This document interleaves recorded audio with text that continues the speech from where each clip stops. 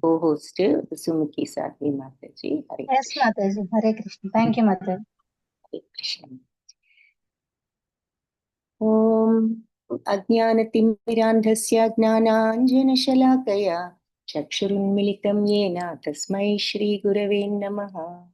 Namo Om Vishnupadaya Krishnapristhaya Bhutale Srimate Bhakti Vedanta Swamin Iti Namine Namaste Saraswati Devi Gauravani Pracharine Nirvisesha Shunyavadi Paschatya Deshadharine हे कृष्णा करुणा सिंधो दीनबंधो जगत्पते गोपेश गोपिका कांता राधा कांता नमोस्तुते तप्त कांचन गौरांगी राधे वृंदावनेश्वरी वृषभानुसुते देवी प्रणमामि हरिप्रिये जय श्री कृष्ण चैतन्य प्रभु Nityanand Shri Advaita Gadadhar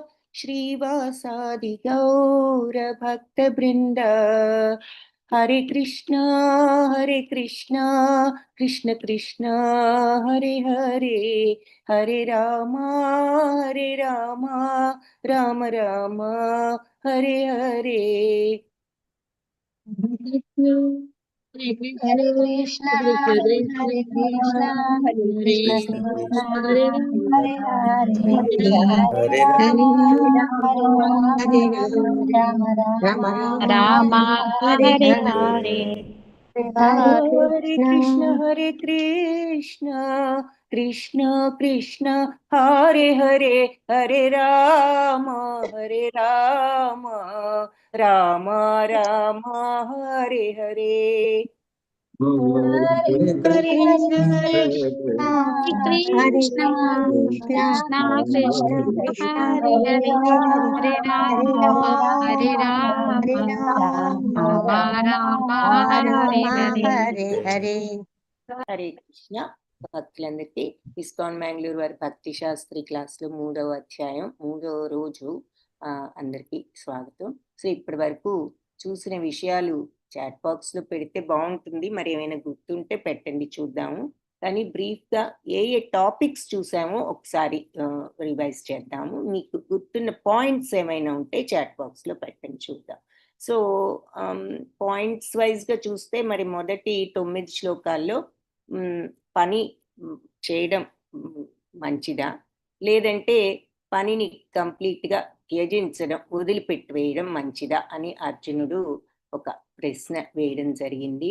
so ఉదాహరణ ఏం చెప్పుకున్నాం, చెట్టు నాటడం మంచిదా, లేదు అంటే అసలు చెట్టు నాటి ఆ ఫలాలను ఆశించకుండా ఉండాలా లేదంటే చెట్టే నాటడం ఆపివేయాలా అనేది ఒక ఉదాహరణగా మనకి చూపించారు.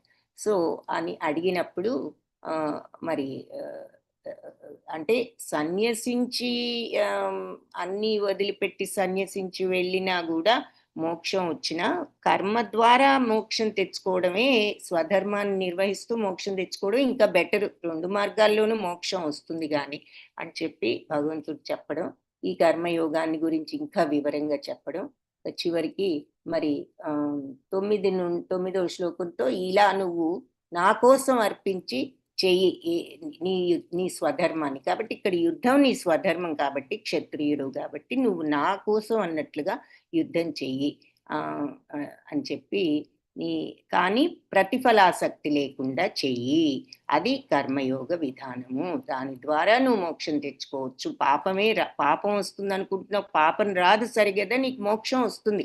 నీ బాధ్యతని నువ్వు సవ్యంగా ఈ రకంగా భగవదర్పితం చేసి భగవత్ ప్రీత్యర్థం చేసి నీవు ప్రతిఫలాసక్తి లేకుండా వనరించినప్పుడు అని చెప్పి కర్మయోగ విధానాన్ని ఆయన ఎక్స్ప్లెయిన్ చేయడం మనం చూసాము.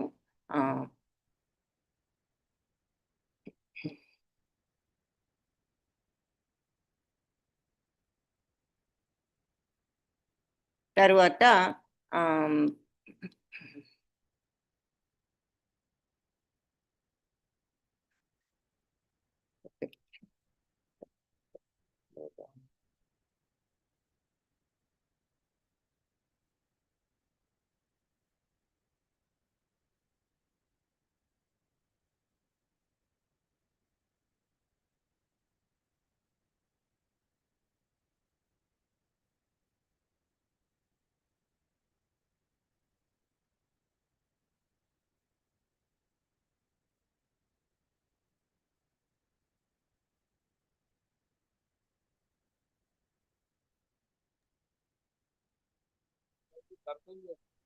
ఓకే.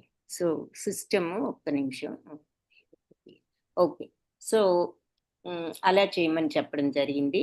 ఆ తర్వాత కర్మకాండ నుండి కర్మయోగంలోకి ఎలా వెళ్ళాలి? అంటే కర్మ చేస్తూనే మన నిత్యం రోజు దైనందిన కార్యక్రమాలతోనే మనం ఈ కర్మయోగ మార్గంలోకి ఎలా వెళ్ళగలం అనేది 10 నుండి 16వ శ్లోకం వరకు ఈ విషయాన్ని భగవంతుడు చెప్పడం మనం చూసాం.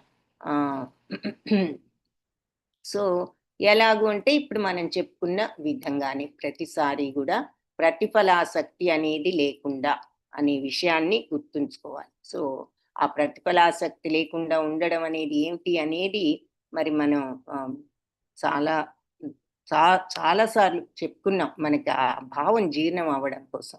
కాబట్టి మీకు కొంత ఐడియా వచ్చే ఉంటుంది అనుకుంటున్నాను. సో అది మరి 3.9 నుంచి 10 to 16 శ్లోకాస్లో చూసాం మనం దాన్ని. సో అది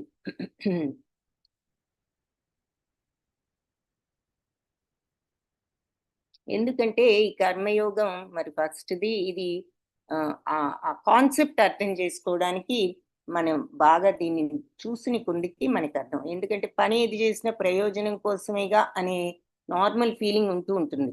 ప్రయోజనం ఆ పని సక్సెస్ఫుల్ అవ్వాలని చేస్తాం, కానీ ఆ వచ్చే దాని మీద నీకు విపరీతమైన కోరిక వద్దు, తపన వద్దు, ఆ రాగద్వేషాలు వద్దు, నువ్వు సమత్వంతో ఉండు ఏదొచ్చినా అని చెప్పడానికి, అది మనం సింక్ చేసుకోవడానికి, జీర్ణం చేసుకోవడానికి ఇంత డీటెయిల్డ్గా మనం భగవంతుడు చెప్పడం, మనం దానిని అర్థం చేసుకోవడానికి ప్రయత్నించడం చేస్తున్నాం. కాబట్టి ఇక్కడ 10th to 16th నుంచి కర్మయోగాన్ని ఏ విధంగా నువ్వు ఈ కర్మయోగాన్ని చేయాలి, కర్మకాండనే కర్మయోగంగా నువ్వు ఎలా మార్చేసుకోవచ్చు, నీ నిత్య జీవితంలో చేసే పనులను నువ్వు ఏ విధంగా మార్చుకోవచ్చు అన్నది భగవంతుడు ఈ 10 నుండి 16 శ్లోకాల్లో చెప్పడం జరిగిందనమాట. సో ఒకసారి ఏంటి అవి అని మనం కనుక చూసినట్లయితే 10 నుండి 16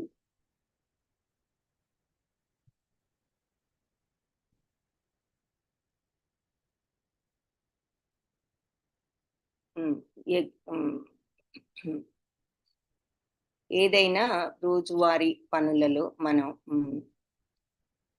సృష్టి ఆరంభంలోనే భగవంతుడు దేవతలను ఆయన విష్ణు ప్రీత్యర్థమైన యజ్ఞాలతో సహా సృష్టించారు. ఈ యజ్ఞాలతో మీరందరూ కూడా సౌఖ్యవంతులు అవ్వండి, వీటిని ఆచరించడం ద్వారా మీకు మరి సుఖ జీవనం, ముక్తి ఇవన్నీ కూడా వస్తాయి అని చెప్పి, అంటే ఈ జన్మలో ఇక్కడ సుఖపడతారు, నెక్స్ట్ కూడా మీకు పై జన్మలో కూడా ఇక మీకు జన్మ లేకుండా ముక్తి అనేది ప్రాప్తిస్తుంది అని చెప్పడం జరిగింది. సో ఇంకా నెక్స్ట్ శ్లోకంలో ఎలా జరుగుతుంది ఇది అంటే, భగవంతుడు ఇచ్చిన ఆ యజ్ఞాలను మనం సవ్యంగా నిర్వహిస్తే సంతృప్తి చెంది దేవతలు మీకు ప్రియాన్ని కూరుస్తాడు, అంతే కదా. వాళ్ళకు మన యజ్ఞాలు చేస్తున్నాం, దేవతలు కూడా సంతోషించి మనకి ఇష్టమైనవన్నీ, మనకి కావలసినవన్నీ, మనం సుఖ జీవనానికి అవసరమైనవన్నీ ఇవ్వగలరు. ఆ విధంగా మానవులు దేవతలు కూడా పరస్పర సహకారంతో ఉంటూ అందరూ కూడా శ్రేయస్సుతో, అందరి శ్రేయస్సు కలుగుతుంది, అందరికీ మంచి జరుగుతుంది అని చెప్పారు. తర్వాత జీవన అవసరాలన్నీ ఇచ్చే దేవతలు యజ్ఞంతో సంతృప్తి చెంది మరి అన్నీ ఇచ్చేది ఎవరు అంటే భగవంతుడు ఇచ్చిన శక్తితో దేవతలు. భగవంతుడు మన మేనేజర్ గనక అసిస్టెంట్ మేనేజర్ డిఫరెంట్ డిపార్ట్మెంట్స్కి ఎలా ఉంటారో, భగవంతుడు ఒక్కొక్క విషయాన్ని ఒక్కొక్క దేవతకి అప్పచెప్పడం జరిగింది. సో ఆ దేవతలన్నీ కూడా అందరూ కూడా మనం సవ్యంగా చేసే యజ్ఞాలతో సంతృప్తి చెంది కావలసినవన్నీ కూడా ఇస్తూ ఉంటారు. వాటిని ఆ దేవతలకు అర్పించకుండా మనం తీసుకోవడం నిజంగా దొంగతనమే అని చెప్తున్నారు. అది యజ్ఞ చక్రంలో మనం చూసాం.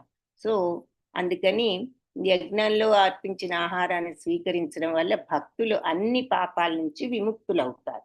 సో అది మనం అందుకని కాబట్టి ఎవరైతే వాళ్ళ కోసమే ఆహారాన్ని సిద్ధం చేసుకుంటారో వాళ్ళు పాపాన్ని భుజించినట్లే. సో ఇవన్నీ ఇచ్చిన దేవతలకు మరి కృతజ్ఞతగా మనం ముందు ఏదైనా అర్పించి ఆ తర్వాత స్వీకరించడం పద్ధతి అని చెప్తున్నారు. సో ఇక్కడ దానికి ఇంకొంచెం ఎక్స్ప్లెనేషన్, అన్నాద్భవంతి భూతాని. సో అన్ని జీవరాశులు కూడా వర్షం వల్ల ఉత్పత్తి అయిన ధాన్యం మీద ఆధారపడి ఉంటాయి. వర్షాలేమో యజ్ఞాల వల్ల కురుస్తాయి. యజ్ఞాలేమో యజ్ఞం అంటే ఏమిటి అంటే చివరికి ఇక్కడ చెప్తున్నారు అనమాట. మీరు దేవతలు ఇచ్చిన భగవంతుడు చెప్పిన యజ్ఞాలు అనుకుంటున్నాం, నిజంగానే కొన్ని యజ్ఞాలు ఉన్నాయి వేదాలలో, ఈ అగ్ని ముందు కూర్చుని మంత్రాలు చదువుతూ చేసేది. కానీ ఇక్కడ దానికి నిజమైన డీపర్ మీనింగ్ ఏమిటో ఇక్కడ చూస్తున్నాం అన్నమాట. వర్షాలు యజ్ఞాలతో కలుగుతాయి. యజ్ఞాలు ఎక్కడి నుంచి వస్తాయంటే మన కర్మల నుంచే యజ్ఞం పుడుతుంది.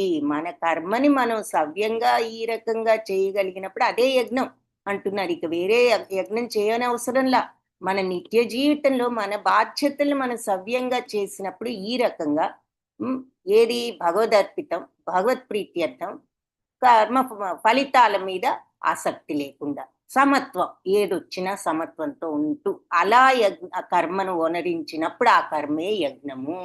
అలాంటి యజ్ఞం చేస్తేనే దేవతలు భగవంతుడు కూడా సంతృప్తి పడి మనకి ఈ జన్మలో కావలసినవి, పై జన్మలోకి అవసరమైన మోక్షం అన్నీ కూడా ఆటోమేటిక్ గా సంప్రాప్తిస్తాయి అని చెప్పి, యజ్ఞము అంటే అది రియల్ మీనింగ్. నీ బాధ్యతను నువ్వు ఈ రకంగా నిర్వర్తించు, అప్పుడు అది యజ్ఞం అయిపోతుంది. కాబట్టి నీ కర్మతోనే నీవు కర్మయోగంలోకి వెళ్ళిపోతున్నావు, యోగి అయిపోతున్నావు అని చెప్పి మనం అర్థం చేసుకోవాలి. అది క్లియర్ గా భగవంతుడు ఇన్ని రకాలుగా ఎక్స్ప్లెయిన్ చేస్తూ చెప్తున్నారు.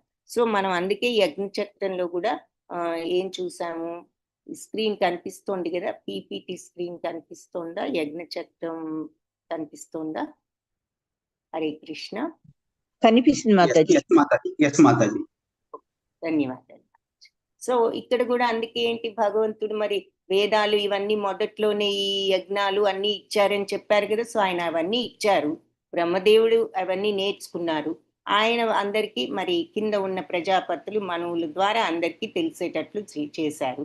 అక్కడ నుండి దాంట్లో ఏమున్నా, ఎవరు ఏ పని కర్తవ్యాలు ఎలా చేయాలి ఆయన చెప్పారు కదా. 4 వర్ణాలుగా విభజించాను గుణకర్మల ద్వారా అని చెప్తారు కదా తర్వాత.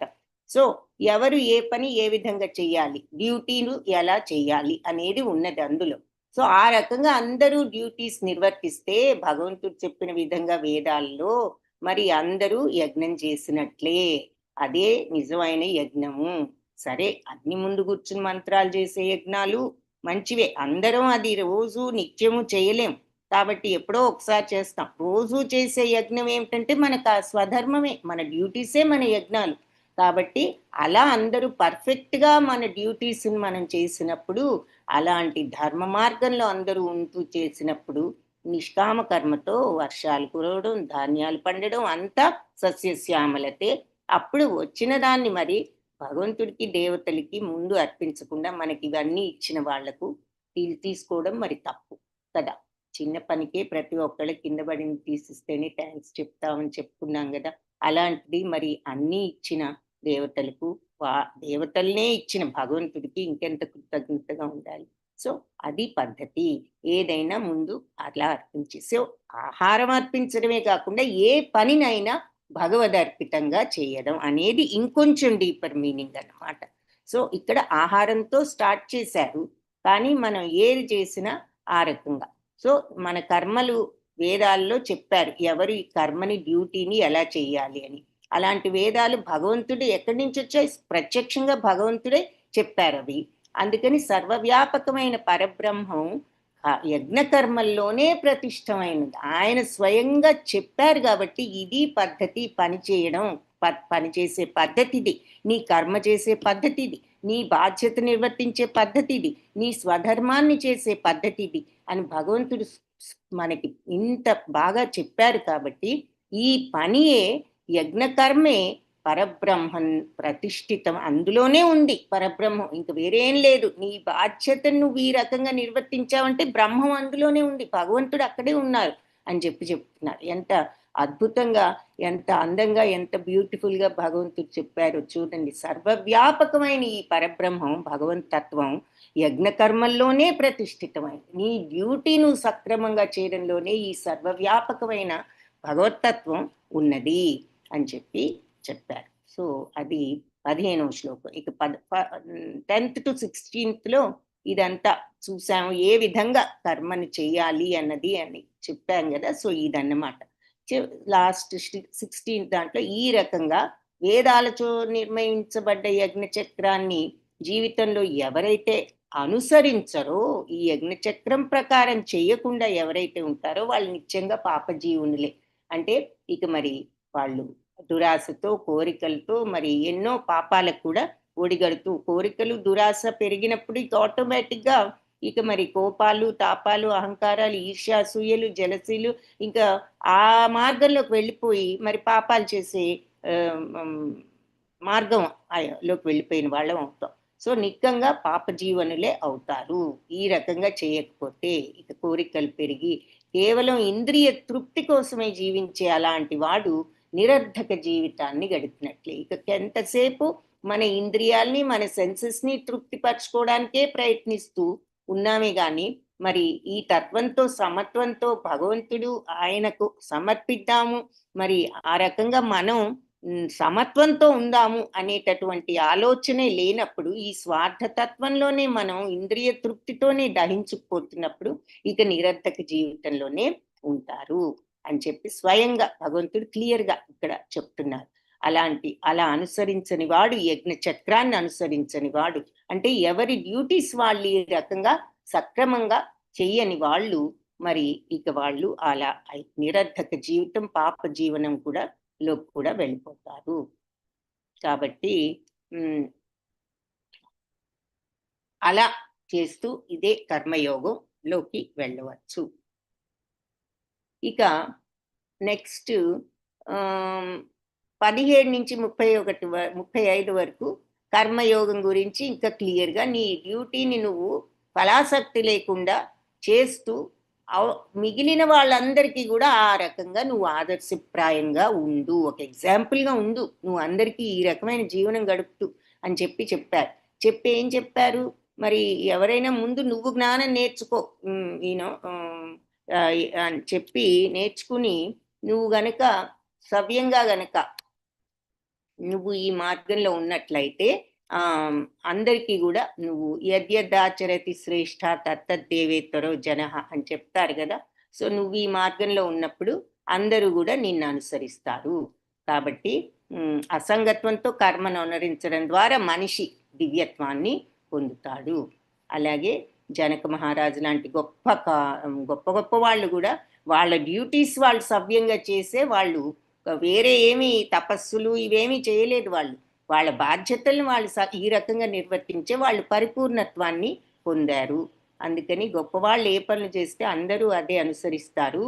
కాబట్టి నువ్వు కూడా అలా అందరికీ ఉదాహరణగా నీ జీవితాన్ని గడుపు అని చెప్పి, నాకు కూడా ఇప్పుడు ఏ కర్మ చేయవలసిన అవసరం లేదు, నాకు కావాల్సింది లేదు, నాకు లేనిది లేదు, అయినా నేను చేయవలసింది చేస్తూనే ఉన్నాను కదా. నేనేదో కావాలని ఇంద్రియ తృప్తి కోసం భగవంతుడు చేయడంలా.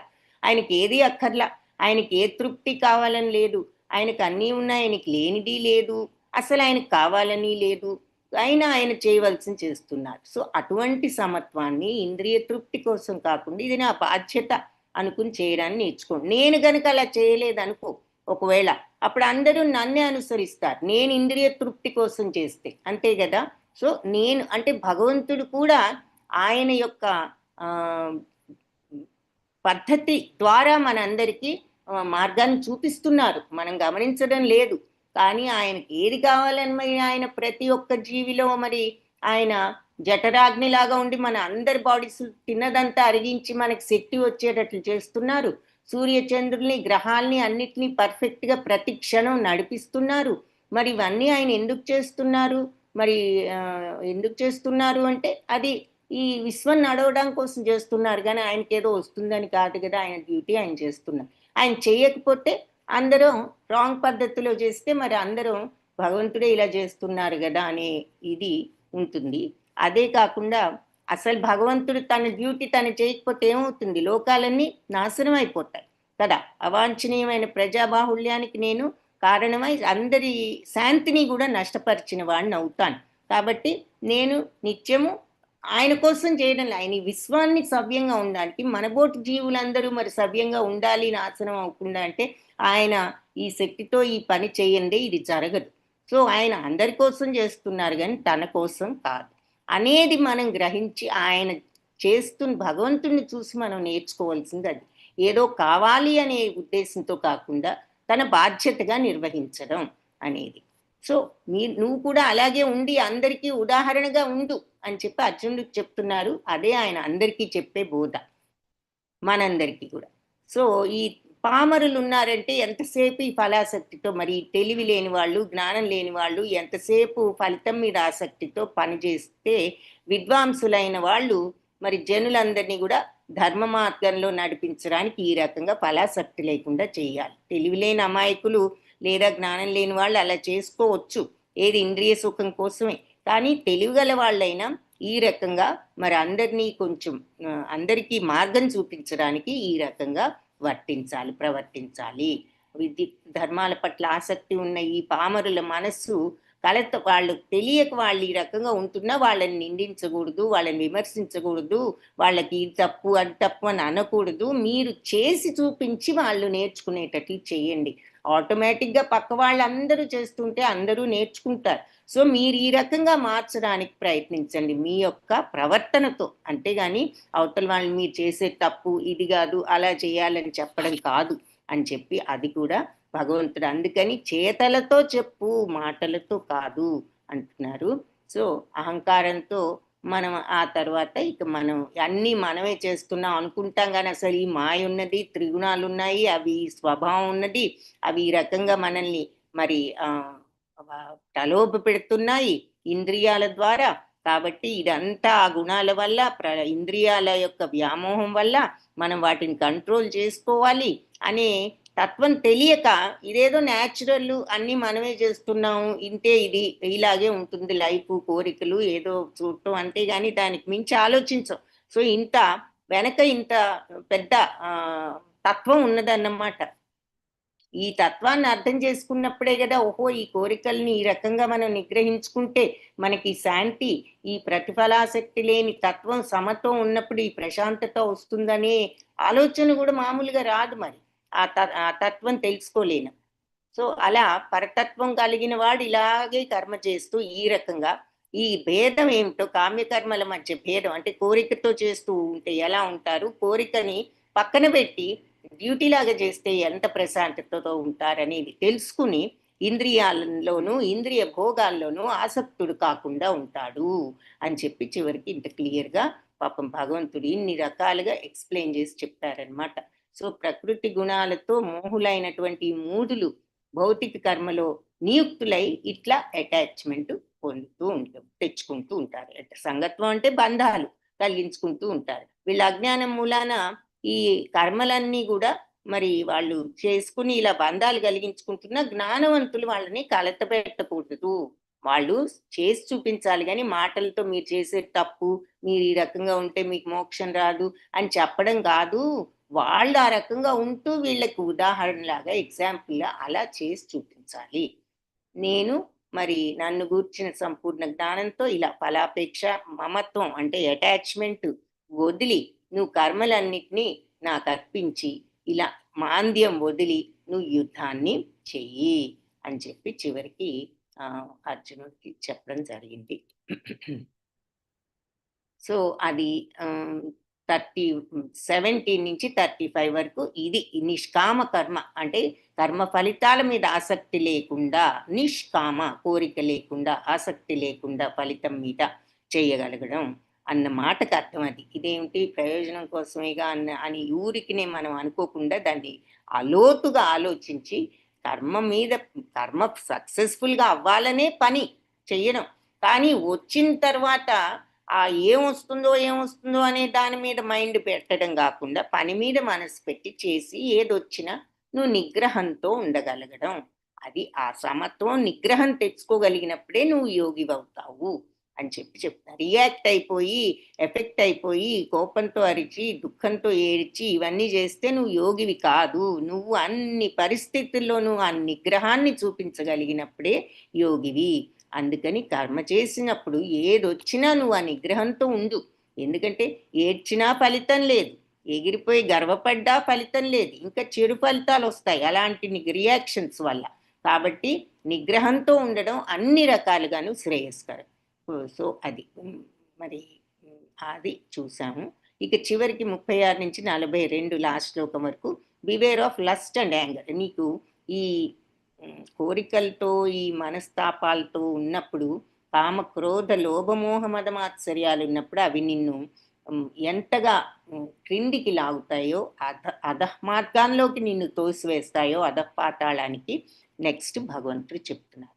అది ఎందుకు వస్తుంది? నిగ్రహం లేనప్పుడు, కోరికల్ని అదుపు చేసుకోలేనప్పుడు, ఇంద్రియాలను అదుపు చేసుకోలేనప్పుడు ఈ కోరిక అనేది ఎక్కువైపోయి తద్వారా క్రోధము, కామము, క్రోధము, లోభము అన్నీ పెరిగిపోతాయి. సో అవి మనల్ని ఏ రకంగా ఇలా పతనానికి దారితీస్తాయి అనేది ఈ లాస్ట్ శ్లోకాస్లో చెప్పడం ప్రారంభించారు. సో మనం 37వ శ్లోకం వరకు చూసాం కదా.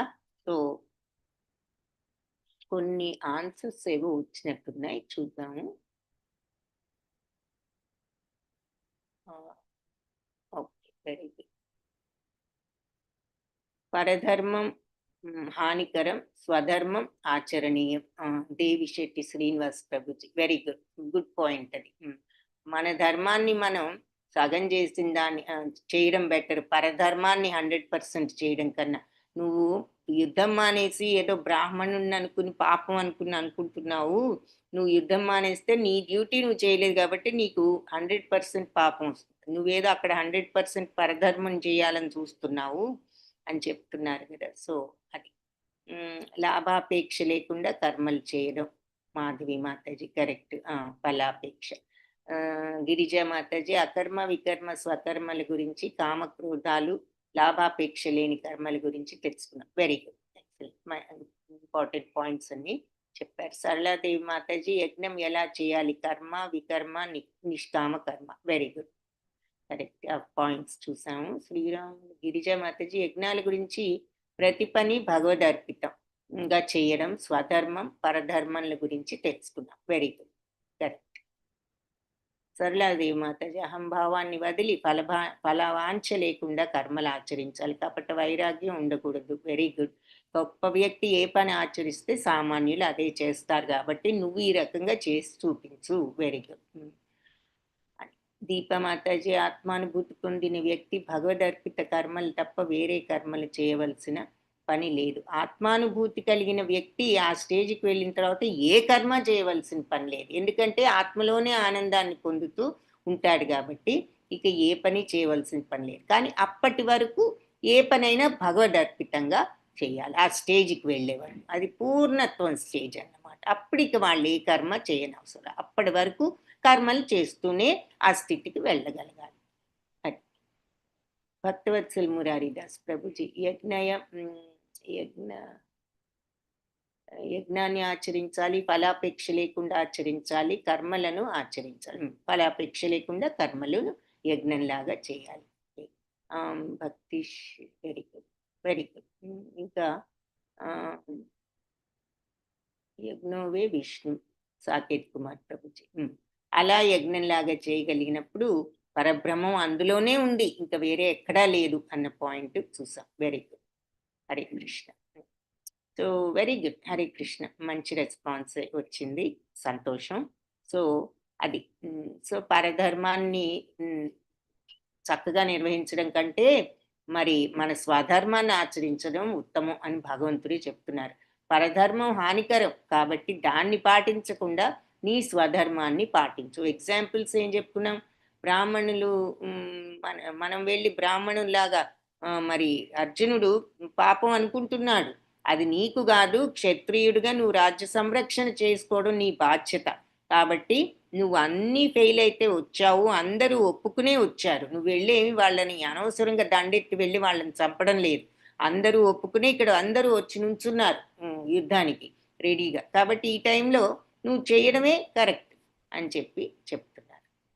అర్జున ఉవాచ. సో ఇవన్నీ విన్నాక మరి బలవంతంగా కూడా పాపాలు చేస్తూ ఉంటారు కదా, దేనికి చేస్తారని చెప్పి అర్జునుడు అడిగినప్పుడు ఈ శ్లోకం చూసాం. వెరీ ఇంపార్టెంట్ శ్లోక. కామ క్రోధాలు వచ్చినప్పుడు అవి మనల్ని ఏం చేస్తాయి అన్నది ఇక్కడి నుంచి భగవంతుడు చెప్పారు. కాబట్టి ఈ కామము క్రోధము పట్ల జాగ్రత్తగా ఉండాలి, ఇవి లేకుండా అనే విషయాన్ని ఇక్కడి నుంచి మనం ఈ శ్లోకం నుంచి చూస్తాం.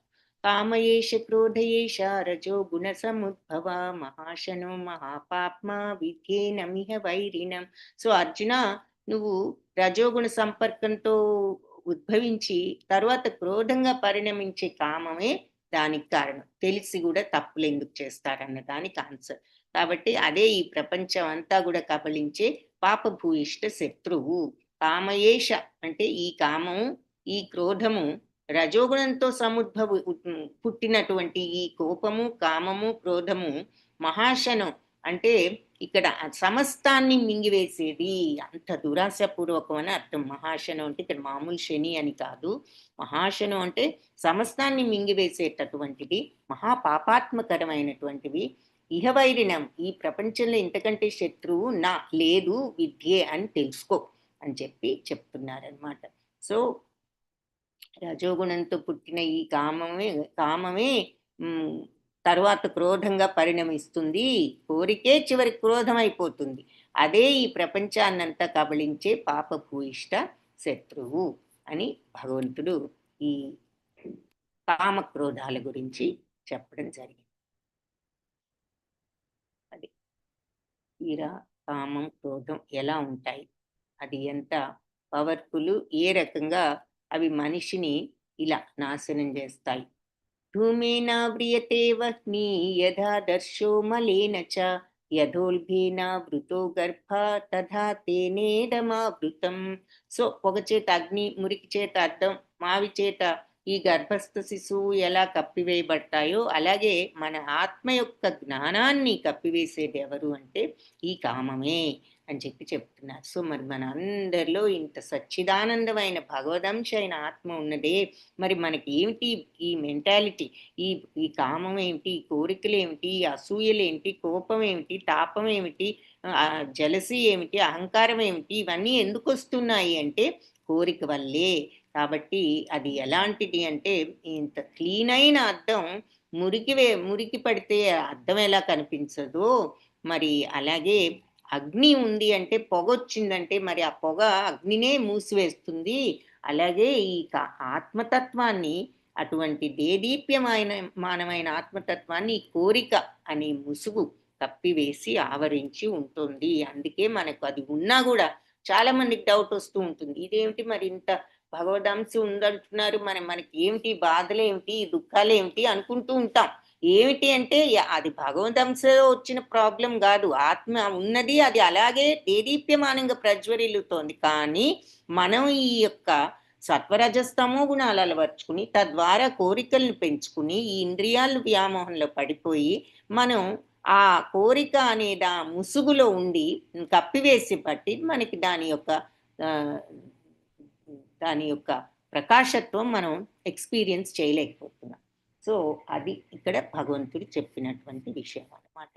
సో పొగ అగ్ని పొగతో ఎలా కప్పబడుతుందో, ధూళిచ్చే అద్దం ఎలా కప్పబడిపోతుందో, ఈ గర్భస్థ శిశువు చుట్టూ మావి ఎలా ఉంటుందో అలా మరి ఈ కోరిక అనేది కప్పివేసింది.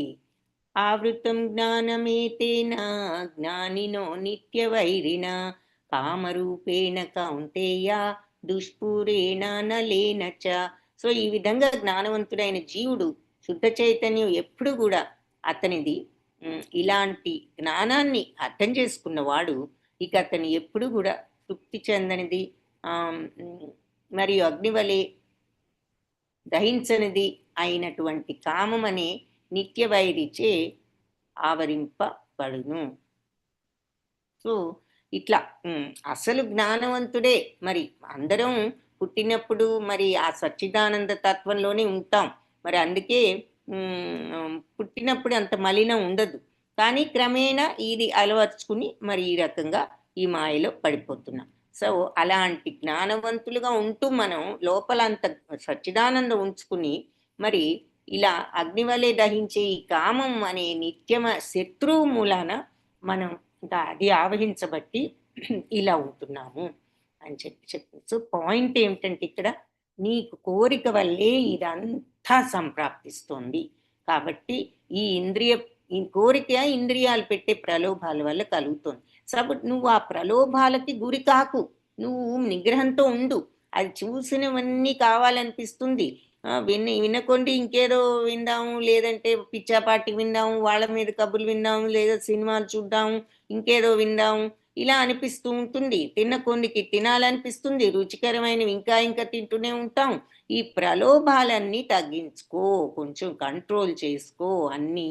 అప్పుడు నీకు ఈ కోరిక తగ్గితే నీకు ఆ ప్రశాంతత ఆటోమేటిక్గా వస్తుంది. కంట్రోల్ చేసుకోలేకపోతే కోరిక పెరిగిపోతుంది. కోరిక పెరిగిపోయిందంటే ఇక నువ్వు అన్ని రకాల బ్యాడ్ క్వాలిటీస్ నీకు వచ్చేస్తాయి అన్నది ఇక్కడ సింపుల్గా చెప్పాలంటే మీనింగ్. సో అందుకని ఇలాంటి వాడు మరి కామం వల్ల, కామం అనే ఈ నిత్యవైరి, మనకి పర్మనెంట్ శత్రువు అన్నమాట ఈ కోరిక. సో దాంతో ఆవహించబడిపోయింది సమస్తం మన సిస్టమ్ అంతా. ఏది ఎక్కడున్నదో కూడా ఇప్పుడు చెప్తున్నారు ఆ ఇంద్రియాలు. కామం ఎక్కడుందట? ఇంద్రియాణి మనోబుద్ధిరస్యాధిష్టానముచ్యతే ఏతైర్విమోహయత్యేషా జ్ఞానమావృత్య దేహినం.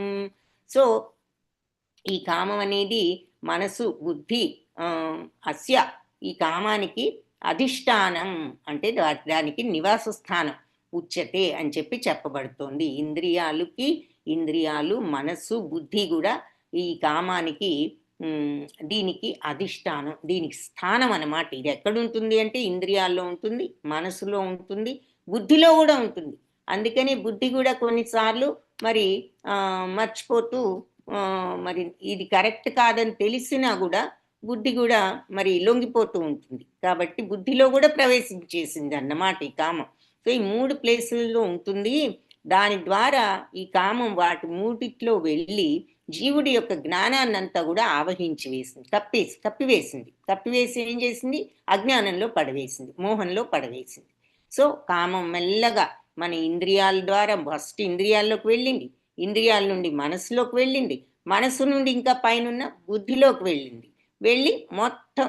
కానీ ఆత్మని ఎవరు టచ్ చేయలేరు కాబట్టి ఆత్మలోకి వెళ్ళలేదు. కానీ మనం ఆత్మను చూడకుండా చేస్తోంది ఈ కోరిక. ఈ పై 3 లేయర్స్లోకి వెళ్ళిపోయింది కాబట్టి కప్పివేసింది అన్నమాట.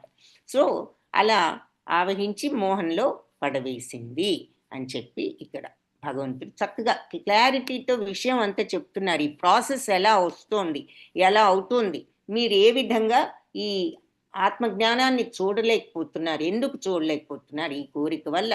కోరిక మెల్లగా ఇంద్రియాల్లోకి వెళ్ళి, ఇంద్రియాల నుండి మనసులో నుంచి బుద్ధిలోకి వెళ్ళి తద్వారా మిమ్మల్ని ఆత్మజ్ఞానానికి కప్పివేసి మిమ్మల్ని మోహంలో పడవేసింది. కాబట్టి భగవంతుడు ఏం చెప్తున్నారు అంటే,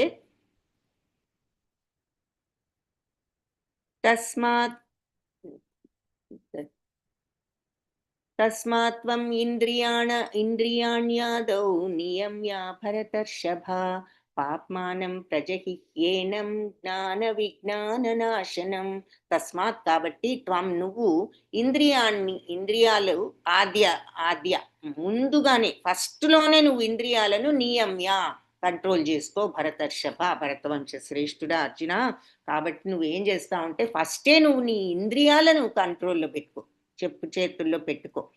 ఫస్ట్ చేయవలసింది అది. ఈ కోరికను నువ్వు నిగ్రహించాలి అంటే ముందు ఇంద్రియాలను కంట్రోల్ చేసుకో. నీ సెన్సెస్ని చూసినవన్నీ కావాలి అనుకో, చూసినా ఎఫెక్ట్ అవ్వకుండా ఉండడం నేర్చుకో. పాప్మానం ప్రజహీనం. సో ఈ గొప్ప పాప చిహ్నం అయినటువంటిది ప్రజహి నిరోధించు, కంట్రోల్ చేసుకో. ఏమిటి? కోరిక. ఈ పాప చిహ్నం ఏమిటి? కోరికే పాపాలన్నిటికీ కారణం. పాప చిహ్నమైన దీనిని నువ్వు నిరోధించు. తప్పనిసరిగా. ఏనం ఈ జ్ఞాన విజ్ఞాన నాశనం, ఈ జ్ఞాన విజ్ఞానాలను నాశనం చేసే ఈ పాపం అనేటటువంటి శత్రువును నువ్వు నిగ్రహించు. ఎలా? ఫస్ట్ నీ ఇంద్రియాలను కంట్రోల్లో పెట్టుకో. ఆ రకంగా కోరికని తగ్గించుకోవడానికి. ఈ పాపం జ్ఞాన విజ్ఞానాన్ని నాశనం చేసేస్తుంది ఈ కోరిక. అటువంటి పాపి అయినటువంటి ఆ కోరికను కంట్రోల్ చేసుకోవడానికి ఫస్ట్ నువ్వు చేయవలసింది ఏమిటి అంటే నీ ఇంద్రియాలను కంట్రోల్లో ఉంచుకో అని చెప్పి భగవంతుడు మనకి ఎలా ఉంచుకోవాలో కూడా మార్గం చెప్తున్నారు. కాబట్టి అందుకని మరి కంట్రోల్లో ఉంచుకోవాలి అంటే ఇక్కడ ఏం చూపిస్తున్నారు? భగవన్నామాన్ని స్మరిస్తే, దేన్ని ఆలోచిస్తే దాని మీదకే మైండ్ వెళ్తుంది. ఆ విషయాల గురించి ఆలోచిస్తూ కూర్చుంటే ఇంక అవే కావాలనిపిస్తుంది కదా. సోఫా ఎగ్జాంపుల్ చెప్పుకున్నాం కదా చాలా సార్లు. మరి ఒక పని కోసం వెళ్ళి ఏదో సోఫా చూసి ఇది అందంగా ఉంది, బాగుందని ఊరికి బాగుందని వెళ్ళిపోతున్నామా, ఆగుతాం, మళ్ళీ చూస్తాము, ఆసక్తి, దగ్గరికి వెళ్తాం, పట్టుకుంటాం, మెత్తగా ఉంది కూర్చుంటాం, అబ్బా ఇంకా కోరిక, అట్లా స్టార్ట్ అవుతుంది. ఆలోచించబట్టే, చూసి బాగానే ఉందని పక్కన పెట్టేసి ఆలోచన వెళ్ళిపోతే ఏ కోరిక రాదు. సో అందుకని మైండ్ దేని మీద ఉంటే దాని మీదే కోరిక వెళ్తుంది. కాబట్టి మనం మనస్సుని భగవన్నామం మీద పెట్టాము అంటే కీర్తనల ద్వారా కానీ, శ్రవణం ద్వారా కానీ, మరి ఇలా వినడం ద్వారా కానీ, స్మరణం ద్వారా కానీ భగవంతుడి మీద మనస్సును తిప్పినట్లయితే మనం భగవంతుడి ఈ భౌతిక తత్వం నుంచి, కోరికల నుంచి కొద్ది కొద్దిగా కంట్రోల్ చేసుకోగలుగుతాం. సో అందుకని భగవన్నామం ఈ కలియుగంలో మనకదే తప్ప వేరే గతి లేదు అన్నది కూడా చూస్తాం కదా. ఏది హరేర్నామ హరేర్నామ హరేర్నామైవ కేవలం కలౌ నాస్త్యైవ నాస్త్యైవ నాస్త్యైవ గతిర్ అన్యథ. కాబట్టి ఇక్కడ మరి ఈ భగవన్నామాన్ని పలికి పిల్లల్ని చూపిస్తున్నారు. సో అది ఇక్కడ నెక్స్ట్ స్లైడ్లో మరి ఇదంతా ఎలా ఉంటుంది అంటే ఈ తత్వం అంతా మనం ఇప్పుడు చూసిన ఈ మనసు కోరిక మొట్టమొదట ఇంద్రియాల్లోకి వెళ్తుంది అన్నారు కదా. ఇంద్రియాలు ఎలాంటివి అంటున్నారు? గుర్రాలు లాంటివి. ఈ గుర్రాలు ఏమిటి? 5 గుర్రాలు. మరి ఏది? కన్ను, ముక్కు, చెవి, చర్మం, నాలుక చూపిస్తున్నారు 5. ఇవి 5 కూడా 5 గుర్రాలు లాంటివి. గుర్రాలు ఎలాంటివి? మనం కంట్రోల్ చేయకపోతే అవి ఎటు కావాలంటే అటు వెళ్ళిపోతూ ఉంటాయి. రోడ్డు మీద తిన్నగా ఏమి నడవు, మనం వెళ్ళాల్సిన మార్గం మీద నడవు. అది పక్కన ఏదైనా దానికి పచ్చగడ్డు లేదా ఇంకేదో కనిపిస్తే వెళ్ళిపోతూ ఉంటాయి. కాబట్టి మన ఇంద్రియాలు కూడా అలా వెళ్ళిపోతూ ఉంటాయి, చూసిన ప్రతి దాని వెనక వెళ్ళిపోతూ ఉంటాయి. సో మనస్సు ఎలాంటిదంటే కళ్ళెం లాంటి. కళ్ళెం ఏం చేయగలదు? సారథి లేండి.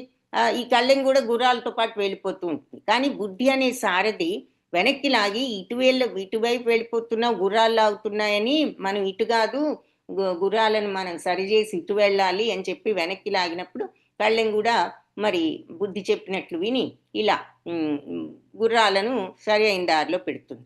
కాబట్టి మన ఇలా ఇంద్రియాలు అన్నిటికంటే ముందు ఈ విషయ సుఖాల వైపు పరిగెడుతూ ఉంటాయి. ఇంద్రియాల కంటే మనసు కొంచెం బెటర్. ఎందుకంటే మనసు తనంతట తను వెళ్ళదు, వీటి వల్ల వెళ్తుంది. ఇవి చెప్పబట్టి మనసు కంటే కూడా బుద్ధి బెటర్. బుద్ధికి ఇవి చెప్పినా కూడా ఇది తప్పన్న విషయం బుద్ధికి తెలుసు.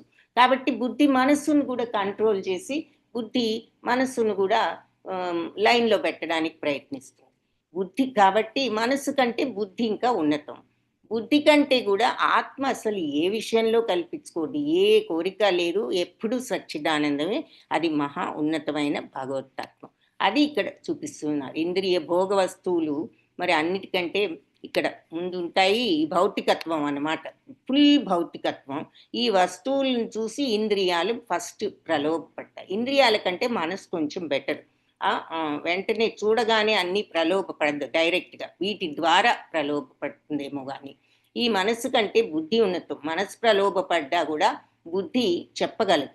బుద్ధి కంటే కూడా ఉన్నది. ఒక్కొక్కసారి బుద్ధి కూడా విపరీతం అయిపోతే ఈ ప్రలోభం బుద్ధి కూడా లొంగిపోతుంది. కానీ ఆత్మ ఎప్పటికీ ఏ ప్రలోభానికి భౌతికత్వానికి లొంగదు. సో బుద్ధి కంటే ఆత్మ ఉన్నతం. ఫస్ట్ అసలు ఈ ఆర్డర్ అర్థం చేసుకో.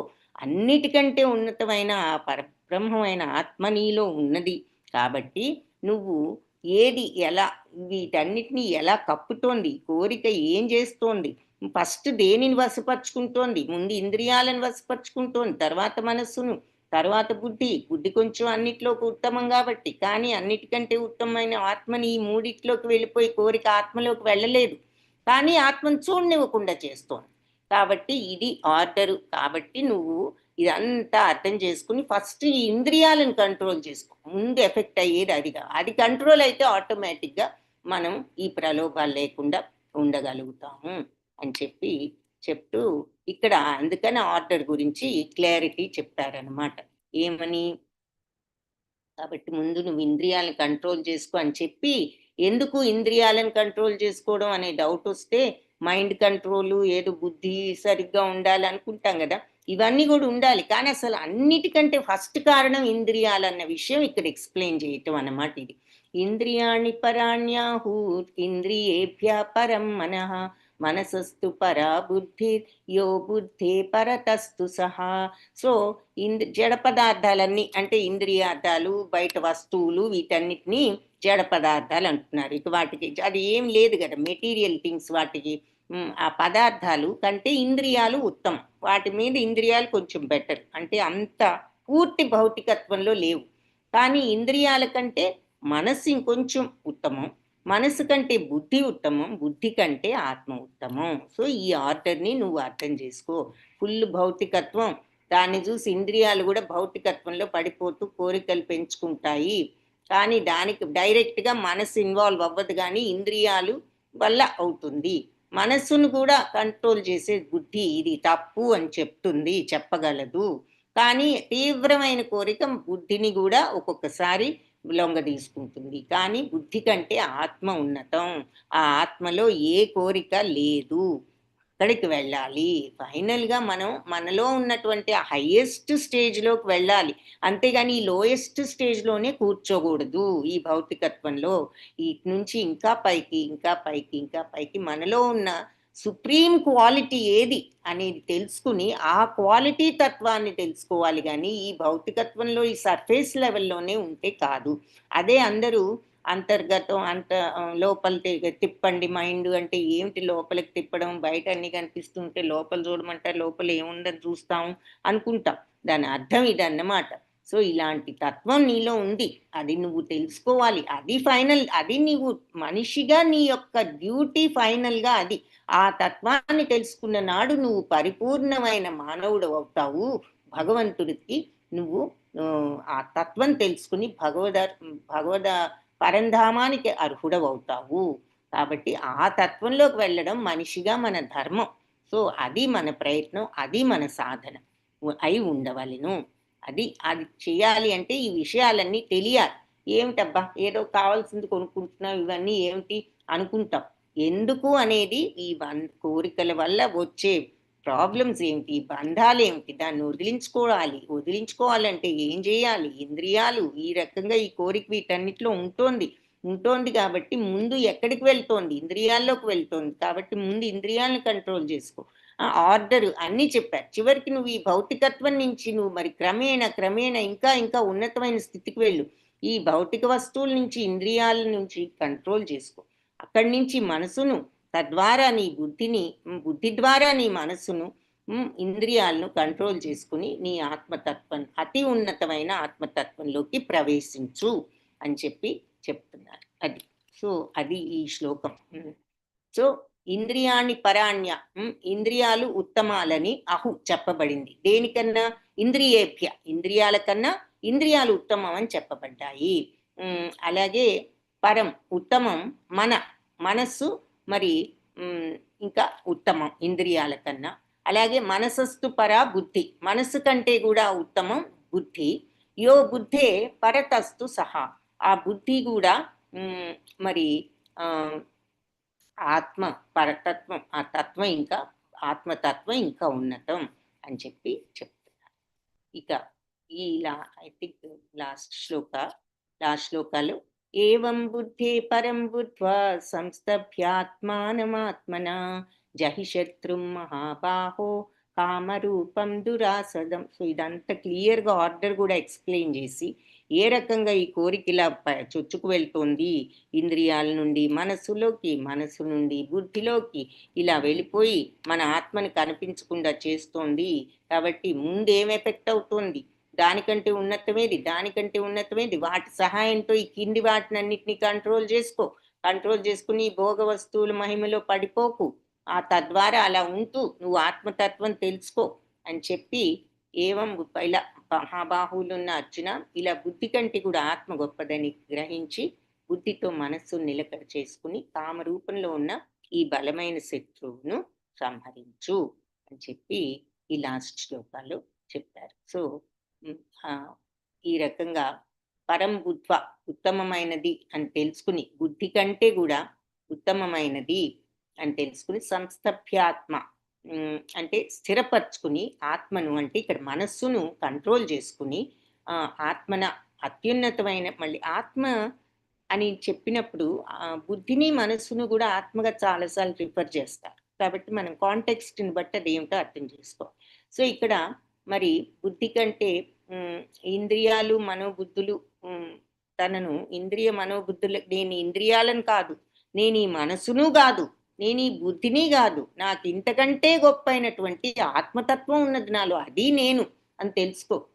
ఏదో ఈ అసలు ముందు మనం శరీరం అనుకుంటాం, అది కాదు ఇప్పుడు మనసు అనుకుంటాం, అది కాదు బుద్ధి, ఏదో లోపల జ్ఞానం అనుకుంటాం, అది కాదు, అంతకంటే మించిన ఆత్మతత్వం ఉన్నది. సో అని నువ్వు అర్థం చేసుకో. ఈ విధంగా నువ్వు మనసు బుద్ధి వీటన్నిటికంటే ఉత్తమం అన్నది నువ్వు నీ బుద్ధి ద్వారా తెలుసుకో. బుద్ధితో నువ్వు మనస్సును కంట్రోల్ చేసుకో. ఈ రకంగా తెలుసుకుని జహి శత్రు మహాబాహో. సో ఆ జయించు ఆ శత్రువును. ఏ శత్రువు? కామరూపం. కామం అనేటటువంటి కామరూపంలో ఉన్న ఆ శత్రువును నువ్వు ఎటువంటి శత్రువు? దుర్జయమైన శత్రువు. అంత ఈజీ కాదు. ఈ కామరూపంలో ఉన్న ఈ శత్రువుని జయించడం దుర్జయం, భగవంతుడే అంటున్నారన్నమాట. సో ఈ దుర్జయమైన శత్రువును జయించాలి అంటే నువ్వు ఎలా జయిస్తావు? ఈ విధంగా నువ్వు ఇంద్రియాలని మనోబుద్ధులు వీటన్నిటికీ పరమైన వాడిని నేను, ఇవంతా సర్ఫేస్ లెవెల్, నేను ఎంత తెలివి తక్కువగా ఆలోచిస్తున్నాను, ఇది నేను కాదు, నేను దీన్నన్నిటినీ మించిన ఆత్మతత్వం ఉన్నది, దానివల్లే అసలు నేను ఇలా పనిచేయగలుగుతున్నాను. ఈ మనసులు బుద్ధులు కూడా శక్తి, పనిచేసే శక్తి అది ఇస్తోంది, అది భగవంతుడి శక్తి, అంత ప్యూర్ తత్వం. అది ఉంచుకుని నేను ఎందుకు ఇలా ఉంటున్నాను అనేటటువంటి అవేర్నెస్ పెంచుకో. అదే చిత్తు జ్ఞానం. సత్తు చిత్తు జ్ఞానం ఆనందం. ఆ సత్తుని తెలుసుకున్న చిత్తు జ్ఞానం వచ్చినప్పుడు ఆనందం ఆటోమేటిక్గా వస్తుంది. సో ఆ జ్ఞానం తెచ్చుకో అంటున్నారు. ఆ చిత్తుని నేర్చుకో నువ్వు. సో అవేర్నెస్ తెచ్చుకో. నేను ఈ బాడీని కాదు, నేను ఈ ఇంద్రియాలని కాదు, నేను ఈ మనసును కాదు, నేను ఈ బుద్ధిని కాదు. ఇవన్నీ ఒకదాని మీద ఒకటి కొంచెం బెటరే. ఇంద్రియాల కంటే మనసు బెటర్, మనసు కంటే బుద్ధి బెటర్. కానీ బుద్ధి కంటే కూడా ఉత్తమమైన ఆత్మతత్వం ఉన్నది, అది నేను. ఆ లెవెల్కి నేను వెళ్ళాలి అంటే వీటన్నిటిలో ఉన్న ఈ కోరికను పక్కన వేయాలి, తోసివేయాలి. అప్పుడే నాకు ఆ తత్వంలోకి నేను వెళ్ళగలుగుతాను అన్నది తెలుసుకుని నువ్వు అలా చేయడానికి దుర్జయమైన ఈ కామాన్ని జయించాలి కోరికనంటే ముందు ఇంద్రియాలను కంట్రోల్ చేసుకోవడంతో స్టార్ట్ చేయి అని మనకి మార్గం కూడా సూచించారనమాట. అది ఈ లాస్ట్ శ్లోకం. సో ఈ విధంగా ఇంద్రియ మనోబుద్ధులకు నేను పరం, నేను ఆత్మతత్వం అని తెలుసుకుని మరి నువ్వు మనస్సుని ఈ రకంగా నిగ్రహించుకుని ఆ మనోబలంతో నువ్వు ఈ కామం అని అంటే అంత కంట్రోల్డ్గా నువ్వు మైండ్ని ఇంద్రియాలని ఉంచుకుని ఈ దుర్జయమైన శత్రువుని ఆ రకంగా నువ్వు జయించు అని మనకి లాస్ట్కి భగవంతుడు ఇచ్చిన సందేశం. అది ఈ 3rd చాప్టర్ని ఈరోజు కంప్లీట్ చేసాం. వాంఛాకల్పతరుభ్యశ్చ కృపా సింధుభ్య ఏవ చ పతితానాం పావనేభ్యో వైష్ణవేభ్యో నమో నమః. హరే కృష్ణ. అందరికీ ధన్యవాదాలు. క్లాస్కి వచ్చిన హరే కృష్ణ మాతాజీ, ధన్యవాదాలు. ఇప్పుడు ఇది ఒక బుక్లెట్ పెట్టారు.